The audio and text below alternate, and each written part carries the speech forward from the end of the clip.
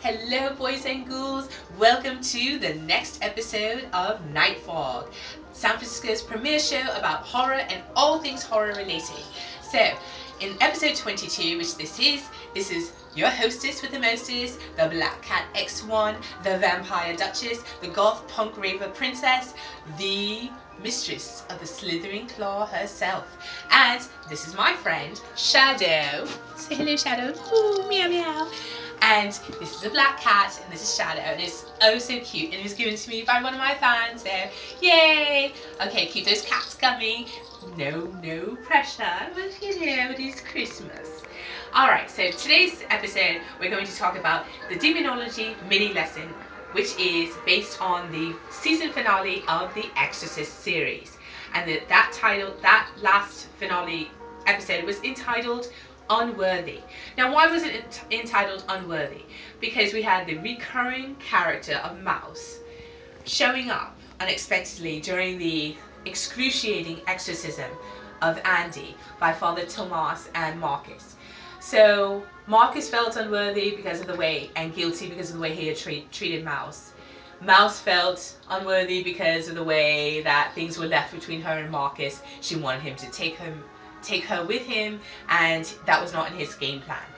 Tomas felt unworthy because there's so many unresolved issues in Tomas's storyline that's another issue, and actually another series probably.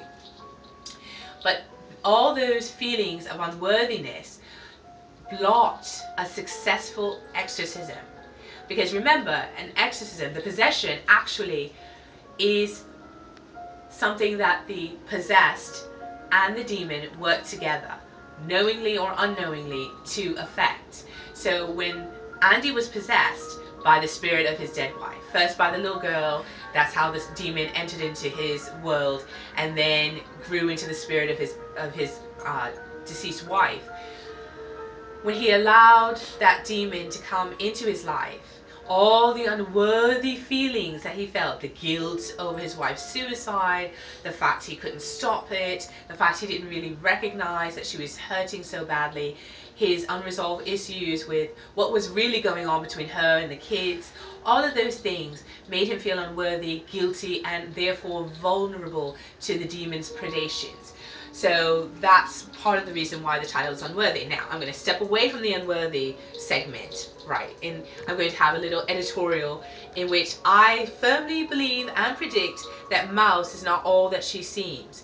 It was such a bad move 2 episodes ago to leave that priest who was injured and wounded at hospital, because what happened when the opening scene of Unworthy happened?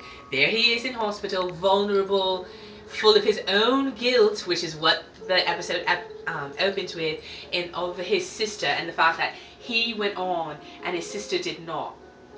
So that feeling of vulnerability that he had made him open to the demon's predations. So when the false prophets came from the Catholic Church, he was just not able to fight them off.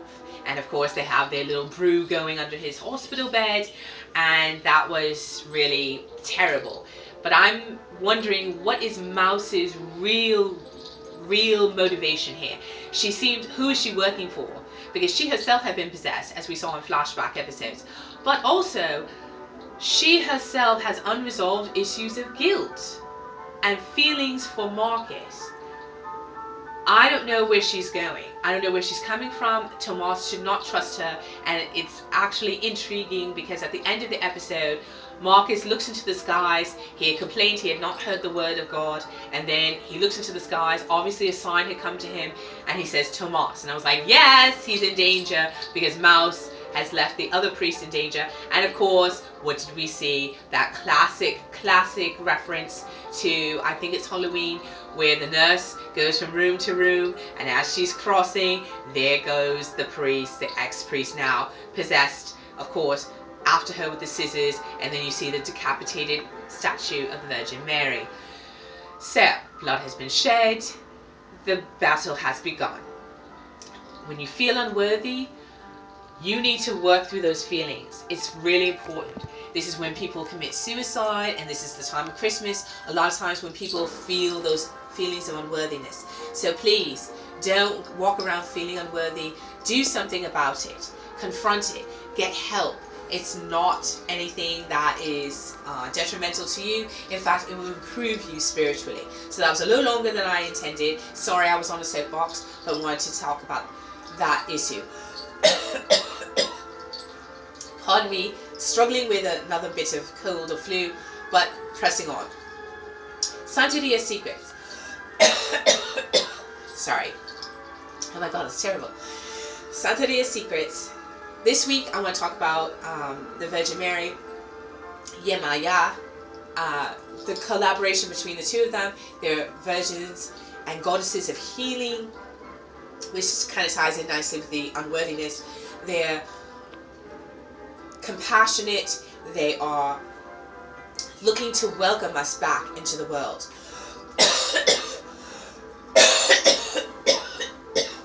Oh my god, sorry. I want to film, so I'm going to film. We're going to persevere on. So, Yemaya is the goddess of compassion. She's the goddess of the ocean. We spoke about that last week. She's also the goddess of comfort and joy. Perfect for the season. This is why the month of December is just dedicated to her.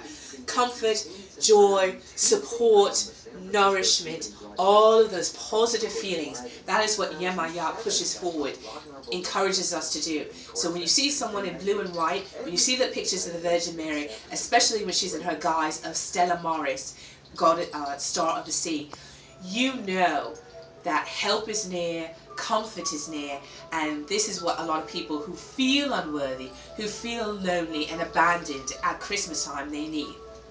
So there are a lot of oceanside celebrations and offerings made to Yemaya at this point of the year. So this is why. And so if you need some comfort and joy and someone to listen to you, you can also turn to the Virgin Mary. You can also turn to Yemaya. She will listen to you, as La India sang. Alright, so battle it out. We had an excellent movie viewing of The Black Cat, 1934 classic, starring my two favourites, Bela Lugosi and Boris Karloff.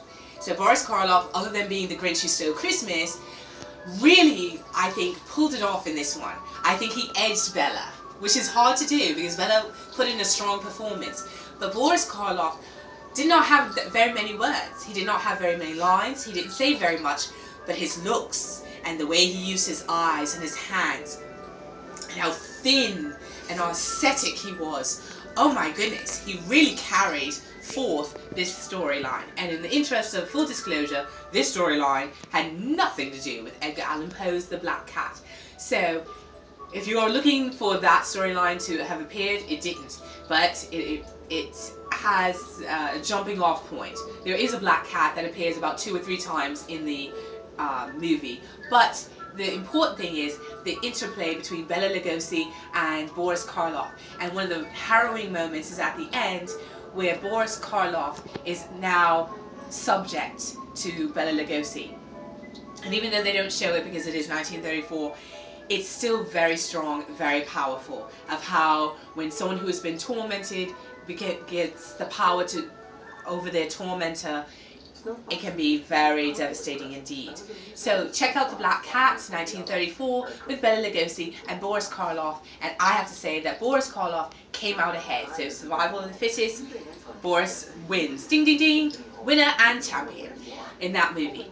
Alright, and then in Battle It Out, I pick this week a video game. So it's called Bendy and the Ink Machine. It's about an animated character, and of course I was attracted to it because it's that old-fashioned like Steamboat Willie animation style. And I was like, oh, this is so cute, but actually it's not. It's a pretty dark story. Actually, to me, it flips Who Framed Roger Rabbit, and it took it a little bit further, it takes it a little bit further, a little bit darker.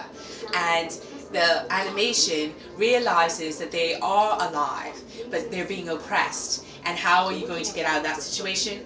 That's Bendy and the Ink Machine, so be sure to check it out and play it. And if you have any comments, let me know. Now, that's the end of this show, so I apologise for coughing horribly through the middle of it, but we persevered, didn't we, and we got through the show. And I was not going to let this week pass without episode 22 being posted, so here we go.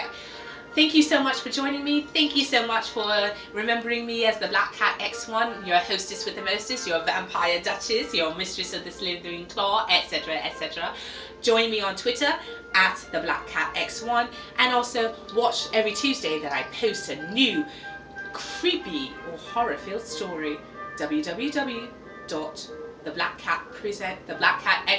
I just messed it up. www.theblackcatx1presents.blogspot.com, and that's going to be in the description box accurately. So thank you so much for joining me, and I wish you a good time, because I will see you soon. Ciao, ciao.